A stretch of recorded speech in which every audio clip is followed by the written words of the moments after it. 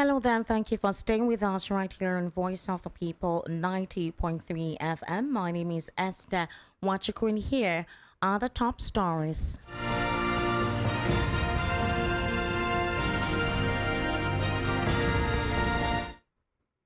Trump imposes sanctions on international criminal courts. President Donald Trump orders on USAID disrupts family planning services in Bauchi State. Police drop 1.3 billion naira fraud charges against top Lagos GAC member's son, for others. House of Reps gives clarification on proposal for creation of new states. Opposition APC defectors intensify talks to form mega coalition. Opera as IGP PSC clash over retirement of police officers. Details now.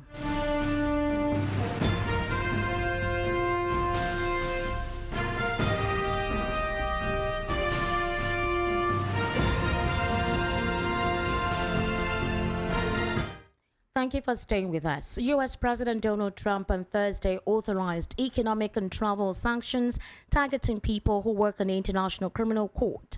Investigations of U.S. citizens or U.S. allies, such as Israel, repeating action he took during his first term. The move coincides with a visit to Washington by Israel's Prime Minister Benjamin Netanyahu, who, along with his former defense minister and the leader of the Palestinian militant group Hamas, is wanted by the ICC over the war on the Gaza Strip. However, it is unclear how quickly the U.S. would announce the names of people sanctioned. During the first Trump administration way back in 2020, Washington Post imposed sanctions on then-prosecutor Fatou Bensouda and one of her top aides over the ICC's investigations, during which into alleged war crimes by U.S. troops in Afghanistan. The ICC, however, did not immediately respond to a request for comments.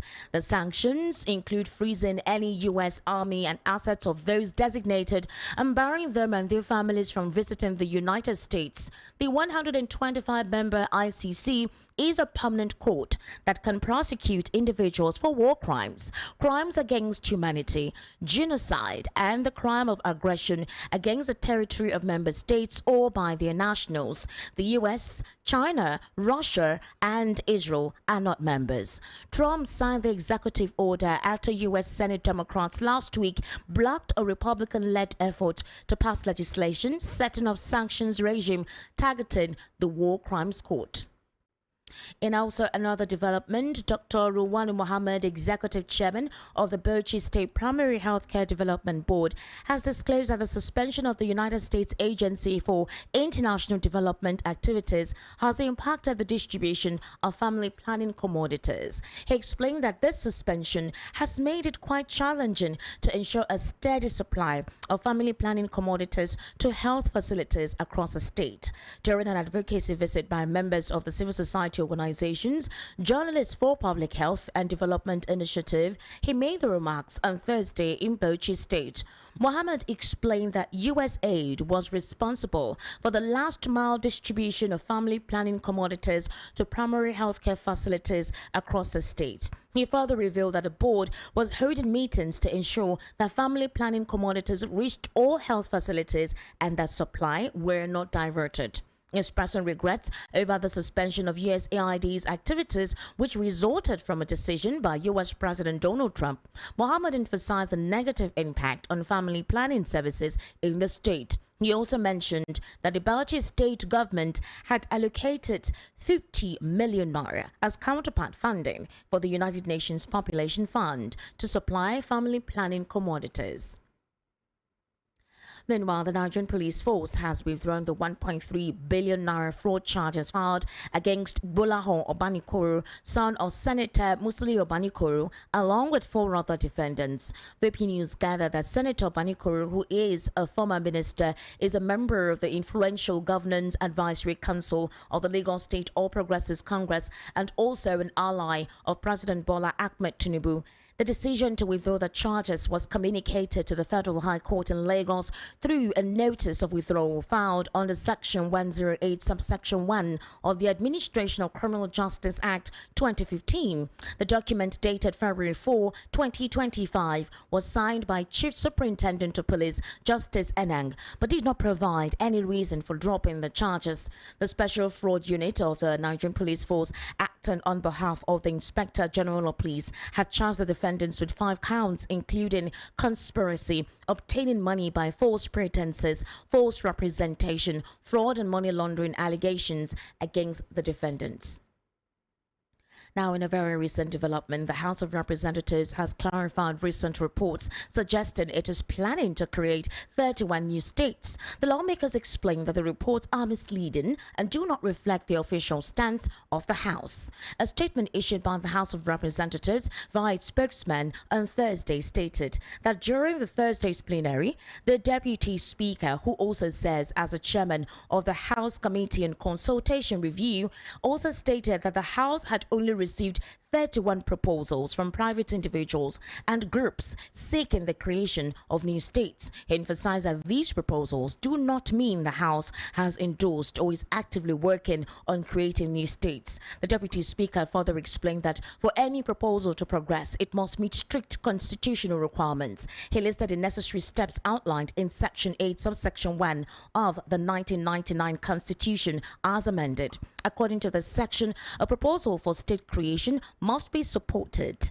Also, by the House of Representatives, must be supported at least by 2/3 of lawmakers representing the concerned areas in the Senate, House of Representatives, State House of Assembly, and local government councils before it can be considered by the National Assembly. He also clarified the process for creating new local government councils, referring to Section 8, subsection 3 of the Constitution. He also stated that before any new council can be recognized, the results of a referendum conducted by the State Houses of Assembly must be submitted to the National Assembly for further consideration.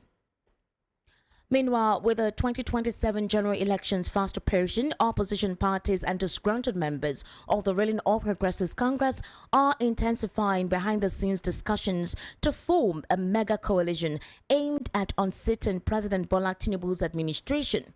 Sources disclose that these key political parties or figures involve figures from both the North and South. They also include elements from the People's Democratic Party, Labour Party, New Nigeria People's Party, civil society groups, and APC defectors. While details of the emerging coalition remains closely guarded to prevent disruption, insiders suggest that widespread discontent with Tinubu's administration, especially in the north, has fueled the urgency for a formidable opposition front. Among those confirming these developments are Olawale Okuni, Director General of the National Consultative Front, Ralph Okenwosu, National Chairman of the African Democratic Congress, Usman Bugaji, a prominent northern political figure and former presidential aide. Okuni disclosed that the opposition coalition is expected to take shape by June or July 2025, following a national summit in May.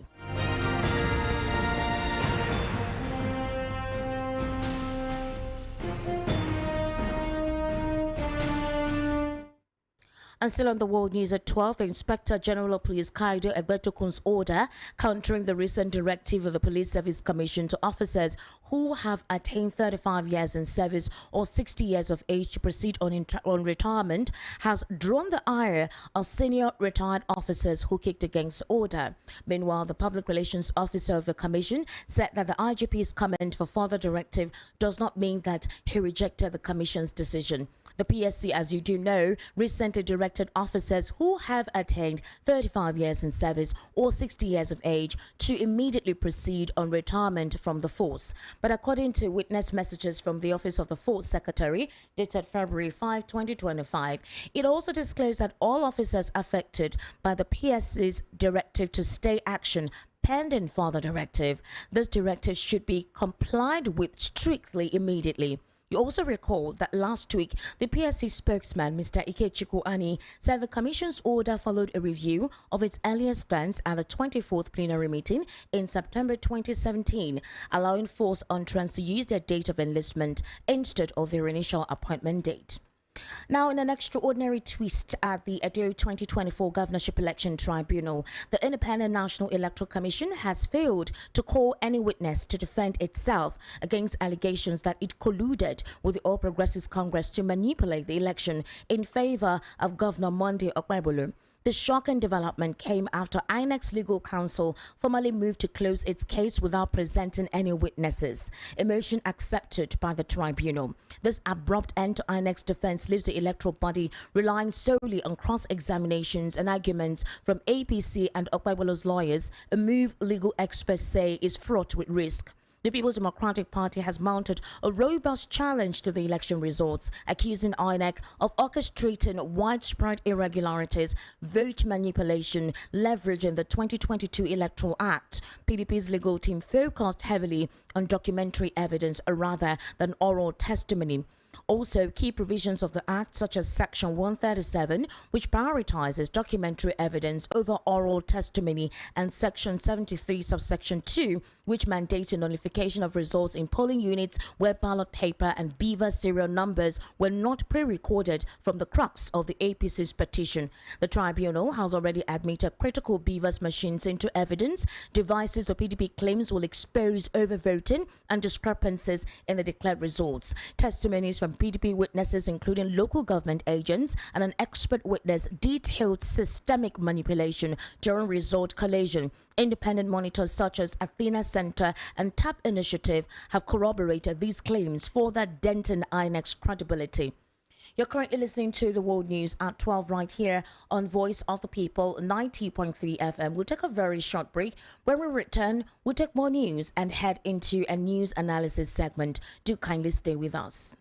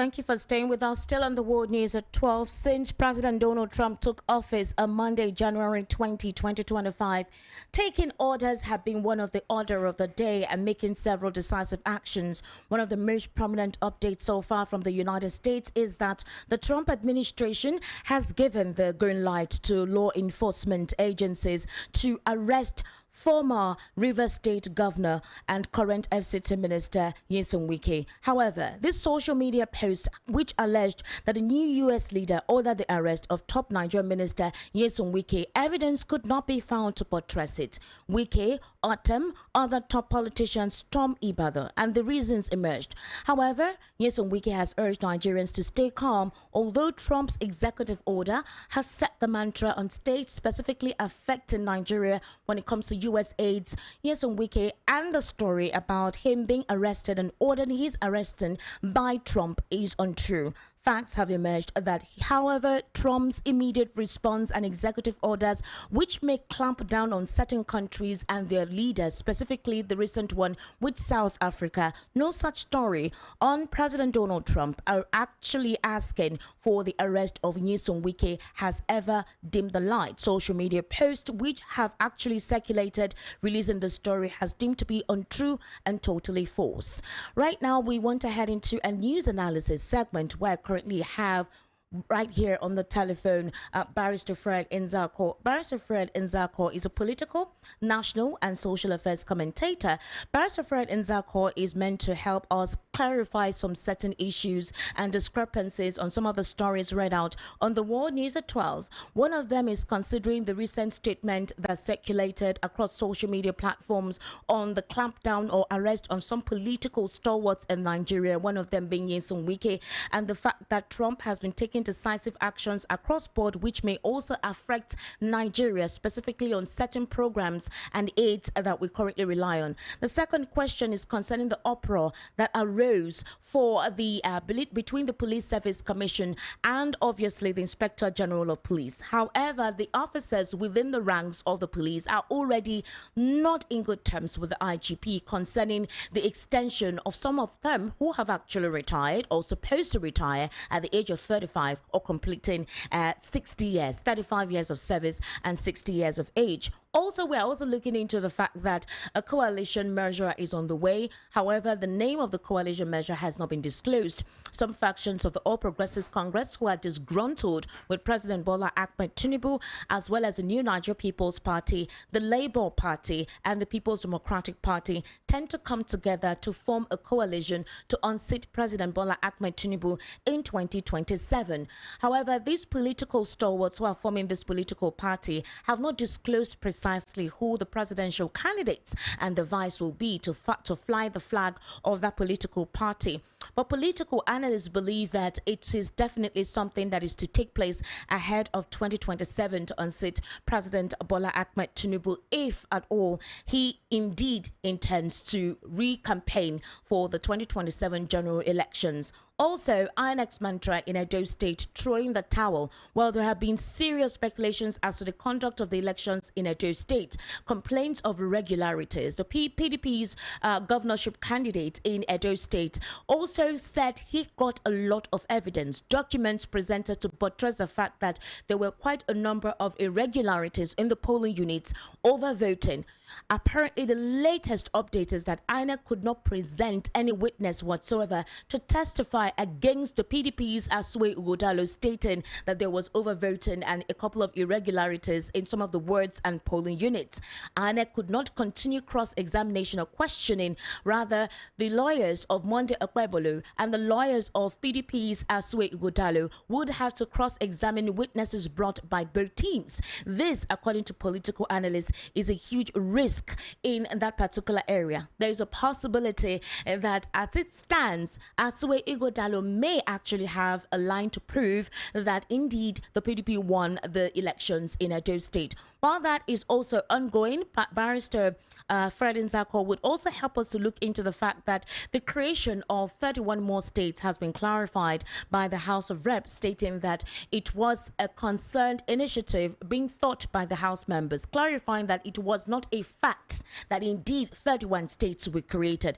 It is a move that will involve deep consultations, serious consultations between members of the House. However, Arewa has reacted. Also, some Eastern leaders have reacted to the creation of the states. The deputy speaker there, who says, as a chairman of the House Committee on Constitution Review, stated that the House had only received 31 proposals from private individuals and groups seeking the creation of new states. And he emphasized that these proposals do not mean that the House has endorsed or is actively working on creating new states. Barrister Fred Nzako is supposed to also help us understand what the legislative process involves in the creation of new states, and if at this point in time that should be the necessity, considering the fact that in the VAT report that was released 2 or 3 weeks ago for 2024, only 4 states were viable enough, meaning the states could survive without the FAC allocation. These and more are some of the intricacies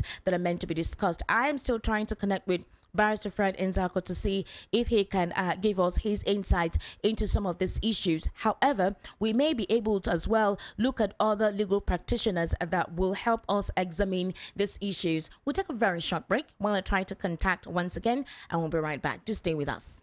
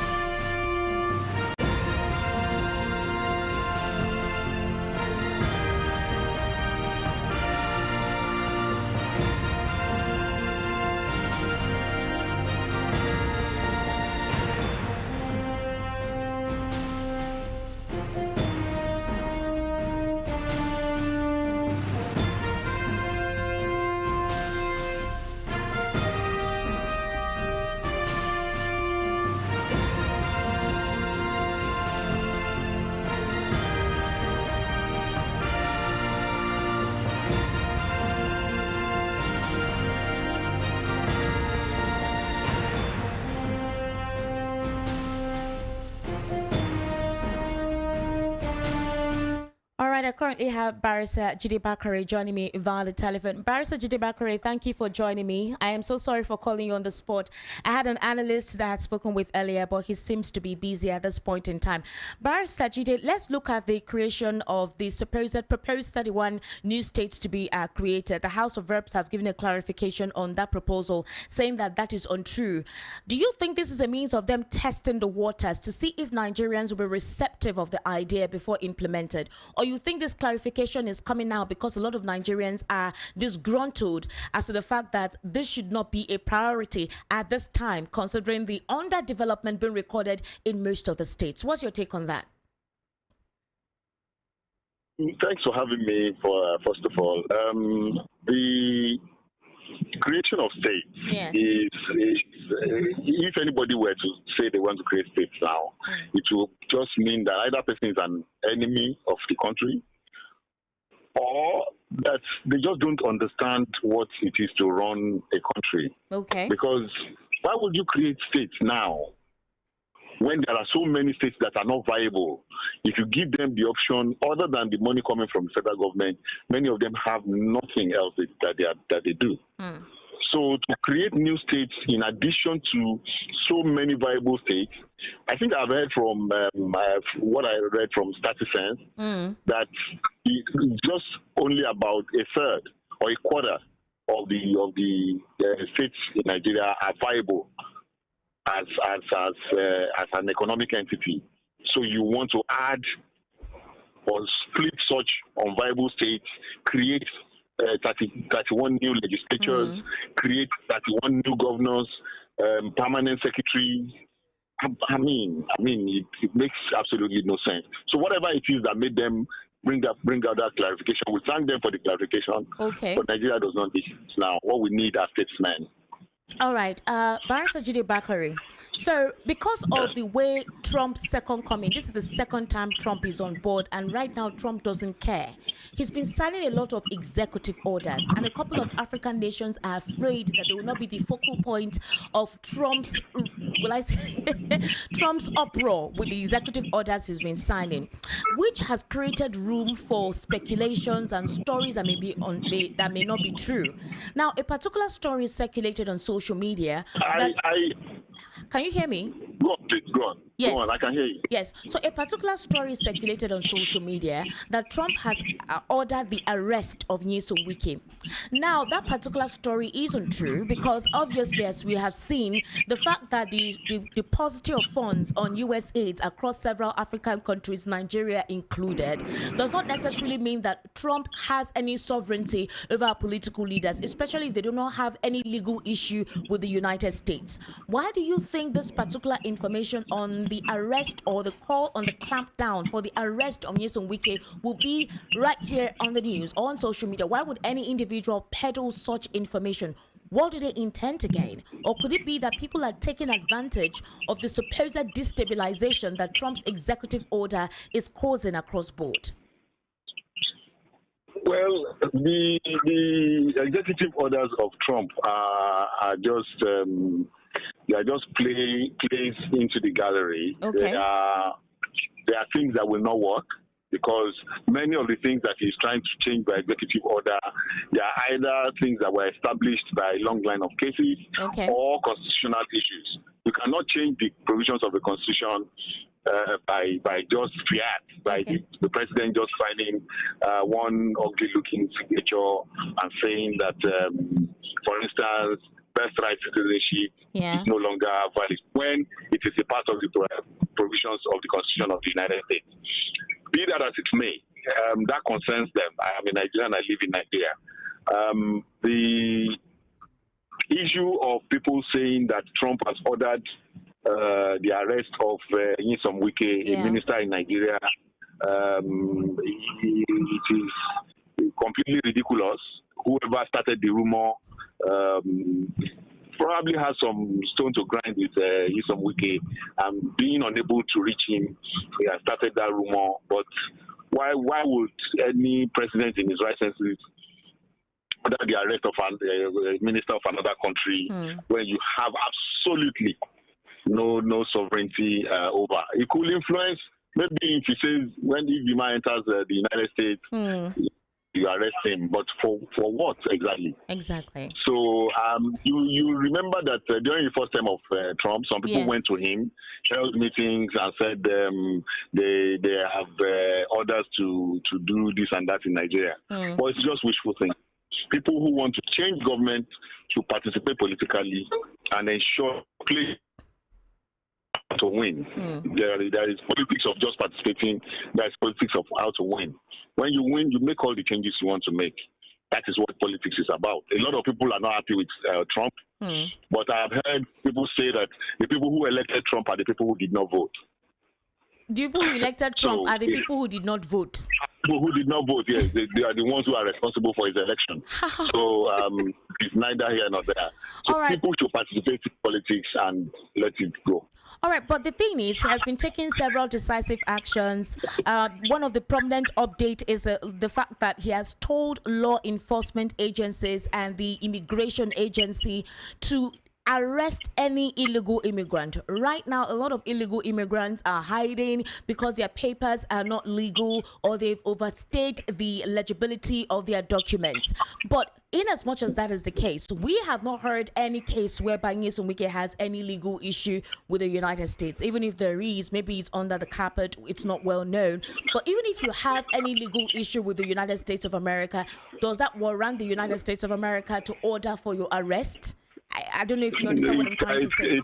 I understand what you're saying, but just like I said earlier, it makes no sense whatsoever that the president of the country, if anything at all, maybe it will be the director of the FBI who is having his own troubles,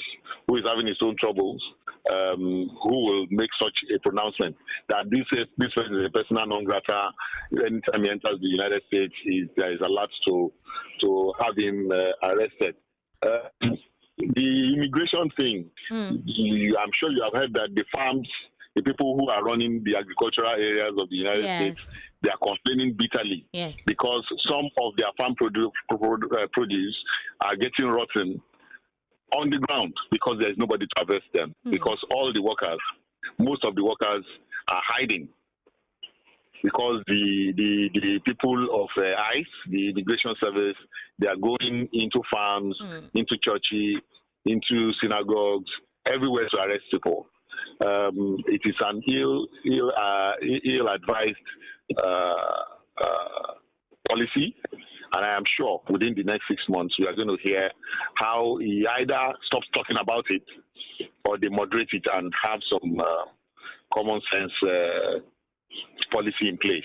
You cannot just arrest everybody. Barker, you made mention of the fact that the FBI currently has an issue with Donald Trump. The FBI that was reinstated by Joe Biden, former president of the United States of America. Can you help us highlight what one of the issues could be? Because from the stories or reports I've heard, the CIA and the FBI have been involved in quite a couple of unscrupulous activities that have affected the governance in some African countries. Do you think this is related to why the FBI's former chief could actually have issues with Donald Trump now? No. The issues that he has with Donald Trump is one of the knee-jerk policies of Donald Trump, where he has appointed Elon Musk to be in charge of the Department of Government Efficiency.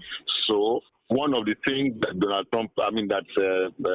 Elon Musk is trying to do is to reduce government size. So he has offered all employees of the federal government an opportunity to retire early. All right. I don't know how that makes sense. Even those who are performing critical functions, they have been offered to go now, to retire now immediately. So that's why I said the man is looking at the CIA, is looking at FBI, is looking at the Department of Education. So they have their own matters to think about now rather than to bother themselves with the problems of Nigeria. Our Barrister Judy Bakare, finally, before I let you go, with the 2027 elections fast approaching, although a couple of Nigerians feel that should not be the focal point in terms of conversation, as to the fact that people are trying to eat and businesses are trying to stay afloat.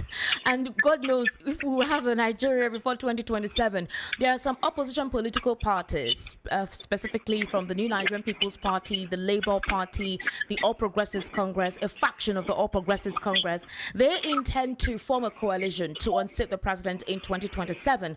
And one of them is the fact that these defectors and others from the political party that intend to form this coalition are complaining that there is a major disgruntled within the administration of President Bola Ahmed Tinubu. They talked about corruption, they talked about bias, they talked about selective justice being implemented on certain persons, they talked about stifling of expressions, that is where anyone who criticizes the administration is clamped on, arrested, slammed with treasonable charges. Do you think they have a potential, however, for 2027, considering the fact that we have major fractures in some of these political parties? In your usual character, Esther, you have given me one question that has 10. But I will try as much as possible to answer it as much as I can. Thank you. Okay, so the election coming up in 2027 is going to be very, very interesting. Yes. Interesting in that a lot of people just talk. Okay. And politics is not about talk, it's about strategy. Okay. It's about alliances.